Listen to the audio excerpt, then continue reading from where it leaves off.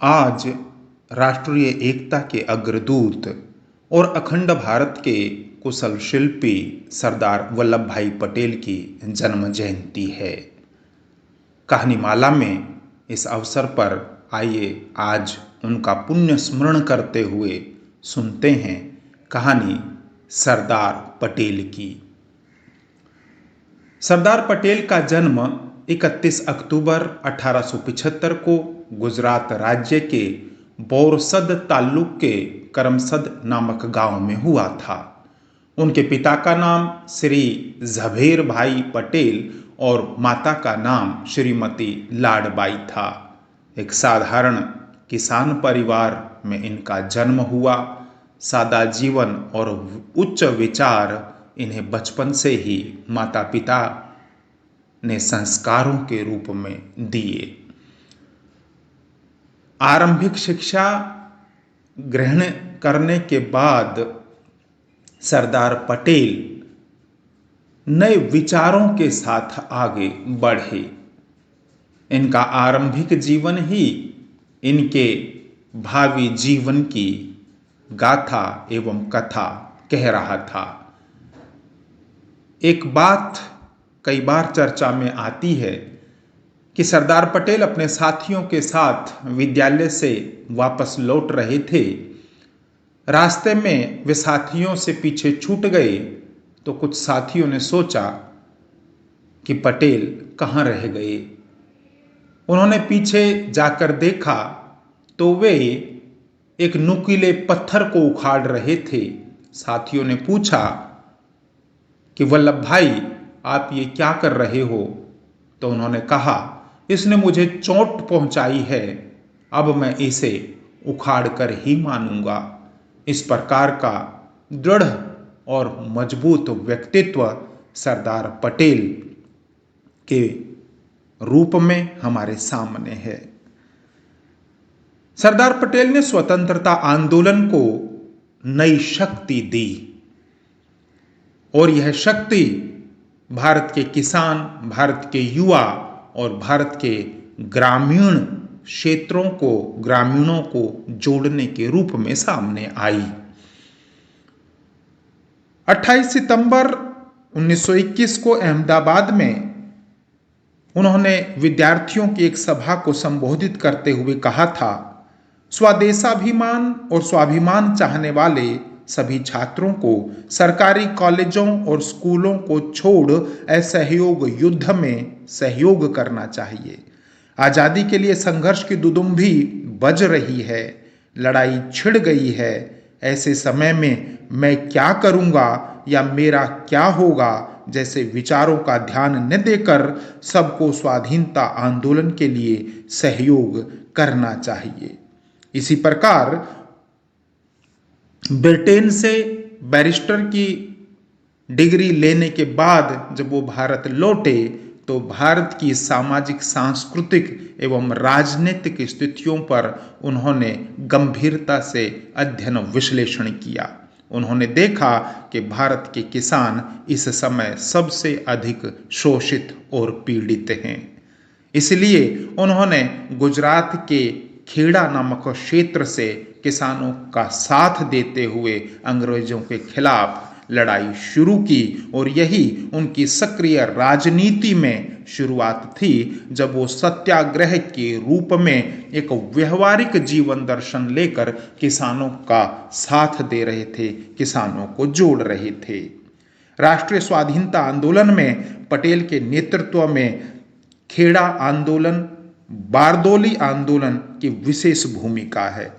1928 में गुजरात के बारदोली नामक क्षेत्र में प्रांतीय सरकार ने जब किसानों के लगान में 30% तक की वृद्धि कर दी थी, उसी समय पटेल ने इस निर्णय का खुलकर विरोध किया, सत्याग्रह किया और अंग्रेजों को घुटने टेकने के लिए मजबूर किया। यही वह समय था जब कहा जाता है कि उस पूरे क्षेत्र की महिलाओं ने, उस क्षेत्र के किसानों ने, उस क्षेत्र के समाज ने सरदार वल्लभ भाई पटेल को सरदार की उपाधि से सम्मानित किया।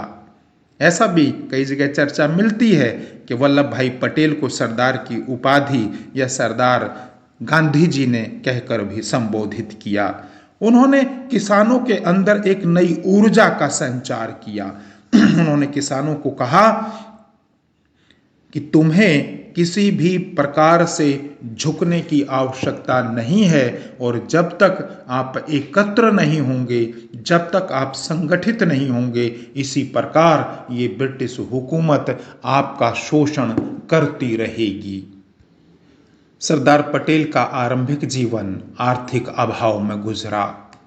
जब वे कानून की पढ़ाई करने के लिए विलायत गए तो ऐसी चर्चा आती है कि धन के अभाव में पुस्तकें न खरीद पाने के कारण वे अपने निवास से 10-12 मील की दूरी पर एक पुस्तकालय था, वहाँ जाया करते थे और सुबह 9 बजे से शाम 6 बजे तक पुस्तकालय में बैठकर पुस्तकें पढ़ते थे। अपने कर्म के प्रति समर्पण पटेल के व्यक्तित्व की एक अन्य महत्वपूर्ण विशेषता कही जा सकती है। इस प्रकार का एक चर्चा भी आती है कि उनकी पत्नी झबेरबा अस्वस्थ हुई और अधिक स्वास्थ्य बिगड़ने से उन्हें मुंबई के एक अस्पताल में भर्ती कराया गया, जहां पर उनका ऑपरेशन तो सफलतापूर्वक हुआ, किंतु बाद में अचानक उनकी हालत बिगड़ती चली गई और अंततः उन्होंने दम तोड़ दिया। वे वकालत के पेशे में आ चुके थे और उसी समय एक मुकदमे की बहस में व्यस्त थे जब उन्हें यह तार मिला कि उनकी पत्नी का देहांत हो चुका है। वल्लभ भाई ने बिल्कुल शांत भाव से उस मुकदमे की पूरी पैरवी की, और जब मित्रों ने पूछा कि क्या समाचार आया था तो उन्होंने धीरे से कहा, तार में पत्नी के निधन का समाचार है। वहां उपस्थित सारे वकील मित्र एक दूसरे से कहने लगे, यह आदमी है या फौलाद। पत्नी के निधन की खबर से भी यह बिल्कुल विचलित नहीं हुआ, अपने काम में ही लगा रहा। उनके धैर्य, सहनशक्ति और प्रतिबद्धता का सब लोहा मानने लगे।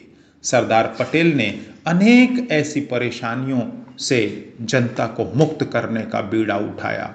गोधरा में प्रांतीय राजनीतिक सम्मेलन में उन्होंने बेगार प्रथा को समाप्त करने का प्रस्ताव पारित करवाया। गैरकानूनी बेगार प्रथा धीरे धीरे बंद हुई।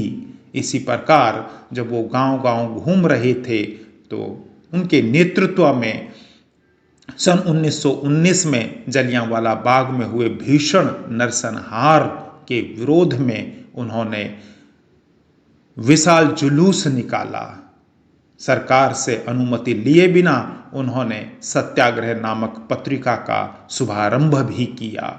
कलकत्ता में कांग्रेस अधिवेशन में असहयोग आंदोलन का प्रस्ताव पास होने पर वल्लभ भाई पटेल ने उसे व्यवहारिक रूप में घूम घूम कर पूरे गुजरात में और देश के अन्य हिस्सों में उसका प्रचार प्रसार किया। झंडा लेकर जुलूस निकालने पर ब्रिटिश हुकूमत ने कई राज्यों में प्रतिबंध लगा रखा था, लेकिन सरदार पटेल ने जनसामान्य के सहयोग से झंडा लेकर प्रदर्शन किए और झंडे पर लगे प्रतिबंध को ब्रिटिश सरकार को हटाने के लिए मजबूर किया। बारदौली में किसानों पर लगान जब अधिक बढ़ा तो उन्होंने कहा कि अपने भीतर लड़ने का साहस बढ़ाएं और एकता को दृढ़ करें। केवल बाहरी कोलाहल से कुछ न होगा। सरकार आपकी कड़ी परीक्षा लेगी और यह उसका अधिकार है। यदि उससे लड़ना है तो गांव को जागना होगा और सबको एकता के सूत्र में पिरोना होगा।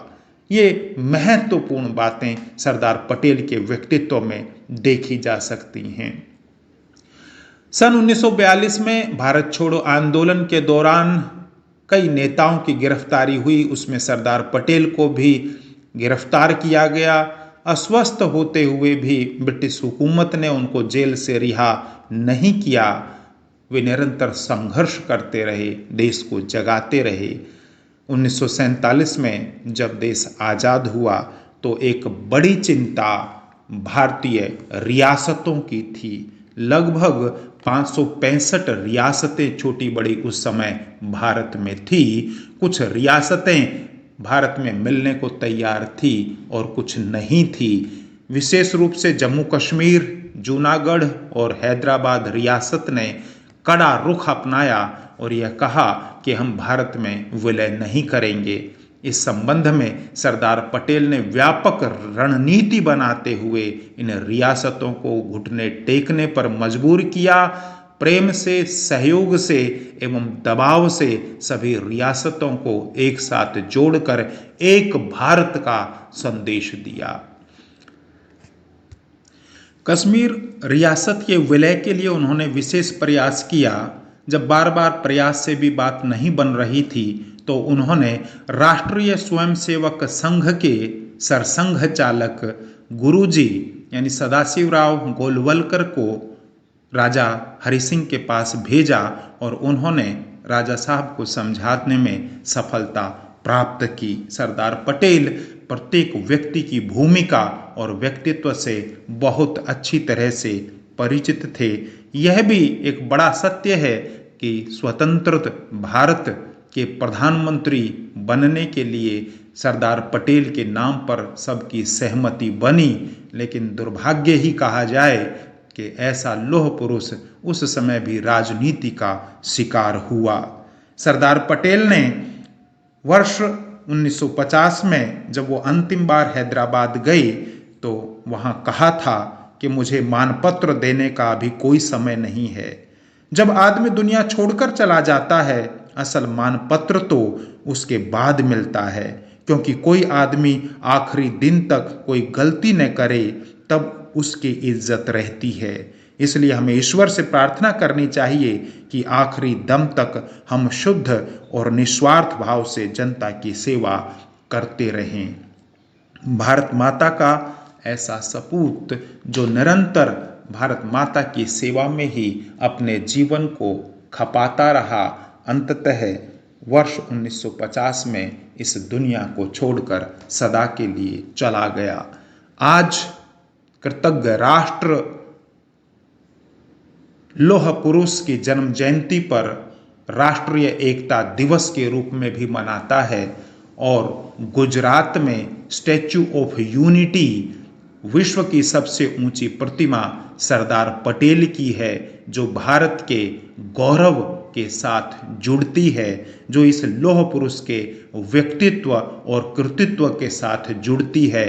आज आवश्यकता है हम सब संकल्प लें, सरदार पटेल की जन्म जयंती पर एक भारत श्रेष्ठ भारत, यह इस भारत के शिल्पी को संभवतः सबसे बड़ी श्रद्धांजलि और उनका विनम्र स्मरण होगा।